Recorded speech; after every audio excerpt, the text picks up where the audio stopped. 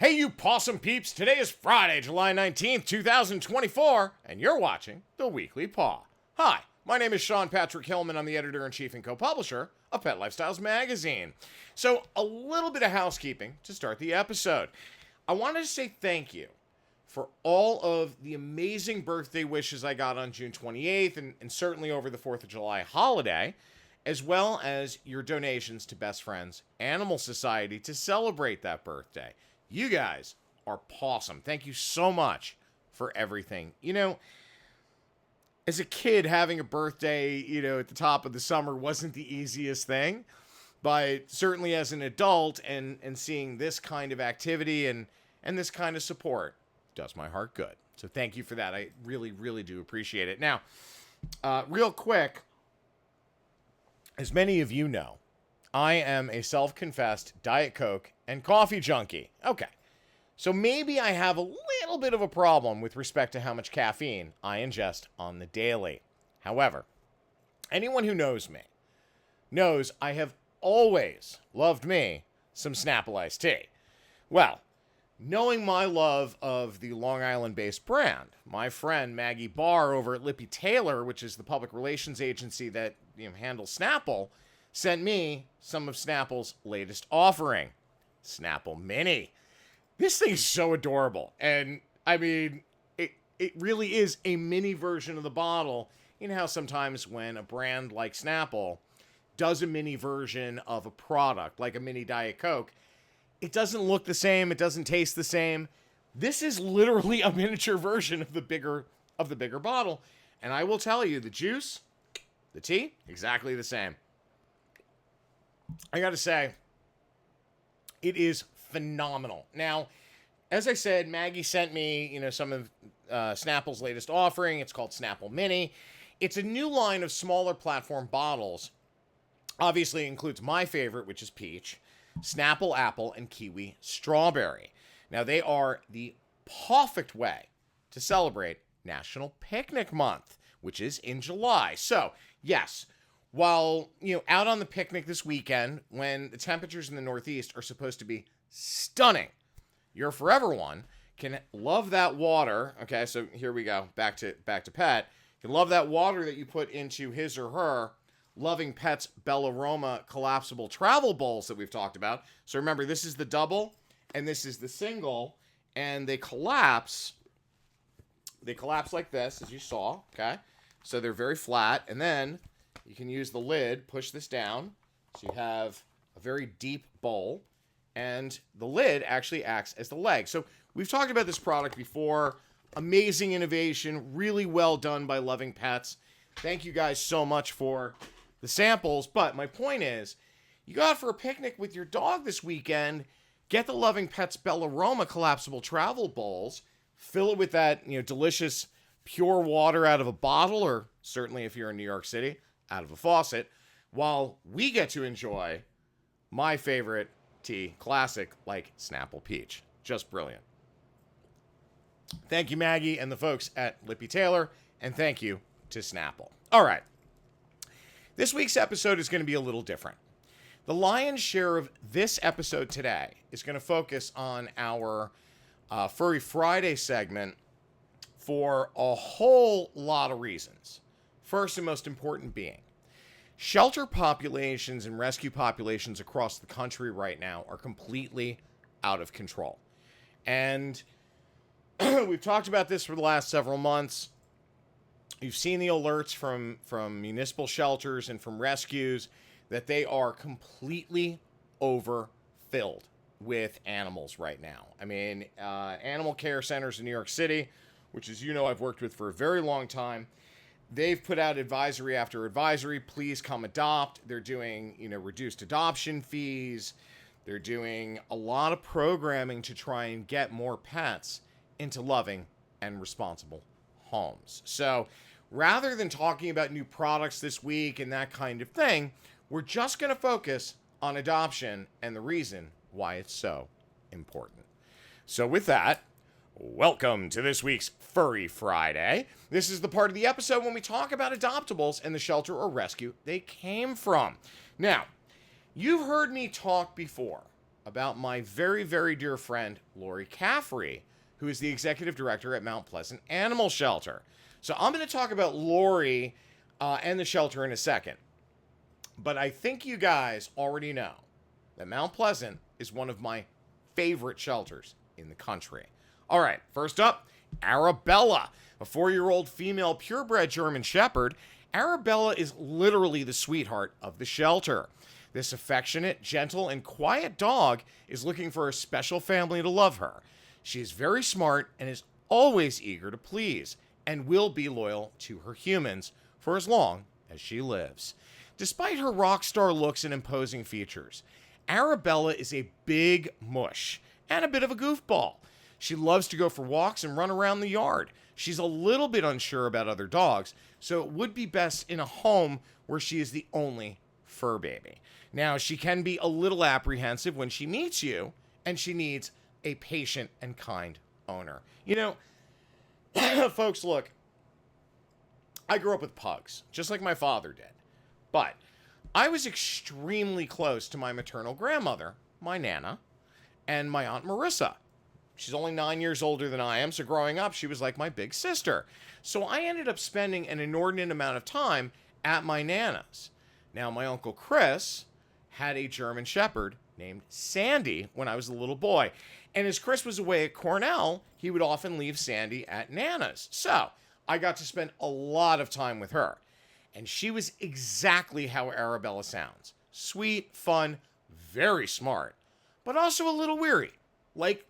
And most likely due to how she ended up at Mount Pleasant. Now, perfect forever one for your home for sure. Everything I've read about Arabella, I've seen videos, I've spoken to people who've met Arabella. Everything says to me that this is a perfect addition to your forever home. And I wish I had a dog like Sandy to play with our Briorio. But unfortunately, our house is a single dog home, so don't count on any adoption announcements from me anytime soon. Folks, please remember, rescue pets are no different than those you purchase at a breeder or from a pet store. Yes, I know, I still can't believe stores still sell pets, but thankfully, that's starting to change. Regardless, here's back to my point. Rescue pets, like humans, have emotional scars based on the way they're treated, or frankly, on the way that they're raised. So if an animal was abandoned, sometimes it's going to have those abandonment issues. If an animal was abused, obviously it's going to have serious trust issues, and so on. You get the point. We can't forget, animals have feelings, emotions, and memories and behaviors just like us. So when you go to a shelter like Mount Pleasant, don't just focus on the puppies and the kittens, as hard as that is to do because they are just so damn cute.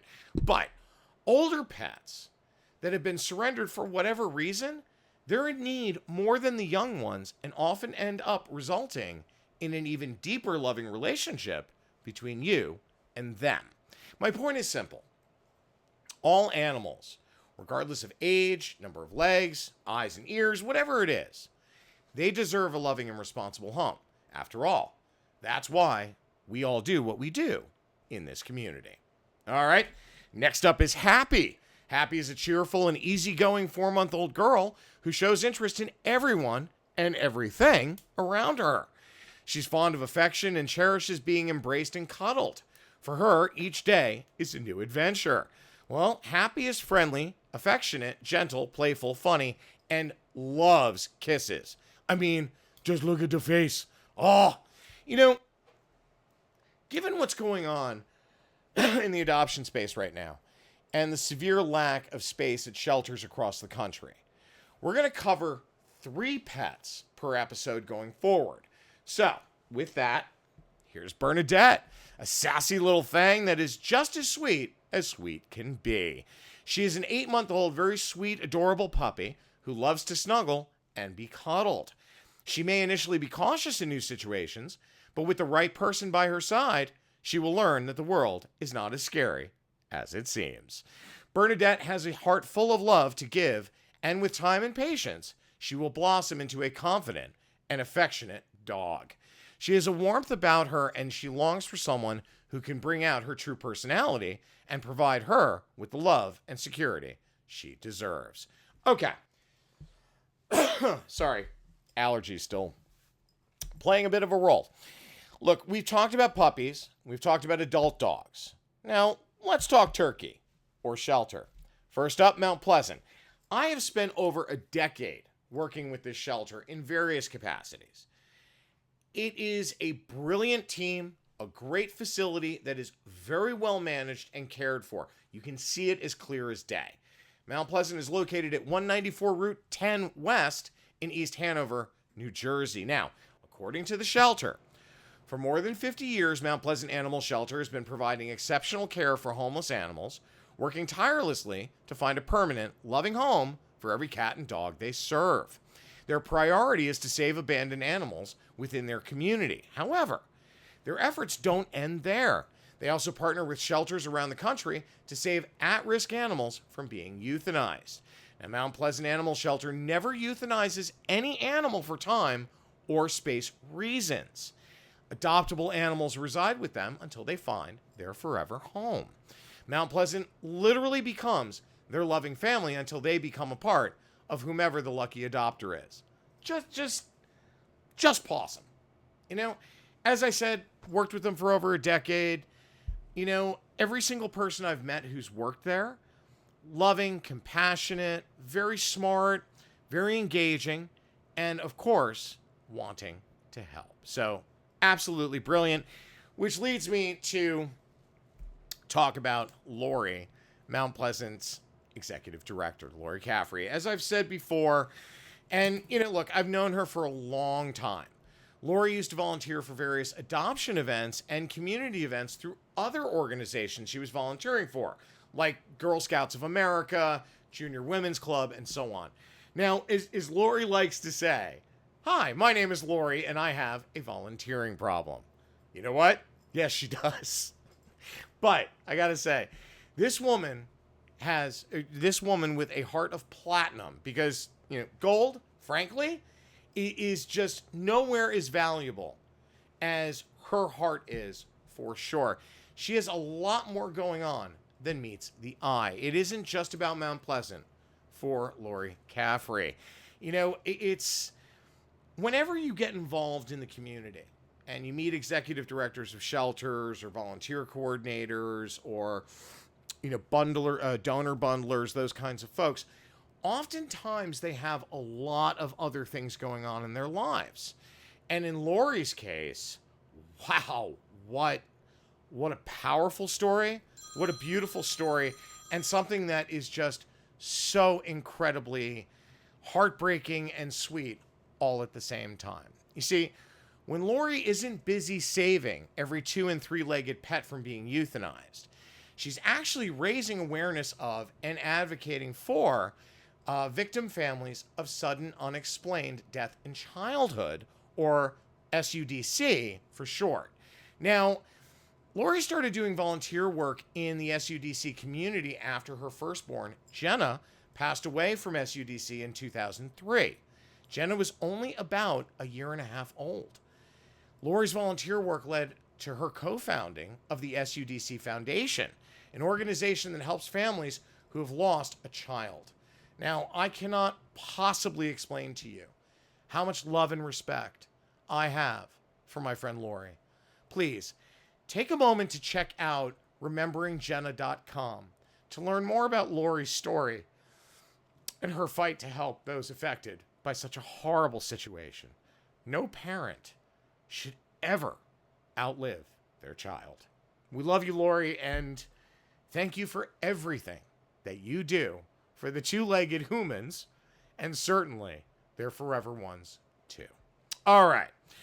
Let's talk about fostering for a moment, okay? Because this is really important right now, okay?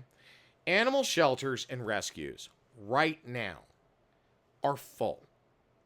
The more animals that they can get out of those cages. And, unfortunately, a lot of shelters aren't like Mount Pleasant. They can't hold on to their populations until they're adopted. It's either a contractual mandate with a municipality, such as what Animal Care Centers of New York City has to deal with in terms of the city of New York. They have a certain amount of space, and unfortunately, when they run out, by law, they have to start euthanizing. So it's a tough situation. But fostering programs help immensely. Why? Because it gets an animal out of one of those cages into a loving home as a temporary situation until a final adoption can take place. That frees up that space in the shelter for them to be able to take in another pet. And it's guys, it's becoming so bad that shelters are putting out 911 after 911 for help. So please, in order to maximize how many animals that they can save and they can rescue, fostering frees up valuable real estate at shelters and rescues, allowing those organizations to care for more and thus saving them. Now, unfortunately, without fosters, municipal facilities and those contracted by municipalities like New York will unfortunately be forced to euthanize even more. So please, if you can foster, if you can donate, if you can volunteer, if you can adopt, by all means, at your local municipal shelter or rescue, by all means, please do. Okay? All right, welcome to this week's TGI Furry. This is the part of the episode when we show you a few memes we found throughout the week to hopefully end the episode on a smile or a laugh. And hopefully, we've done just that. All right, folks, I'm out of time. Stay pawsome, and we will see you next week.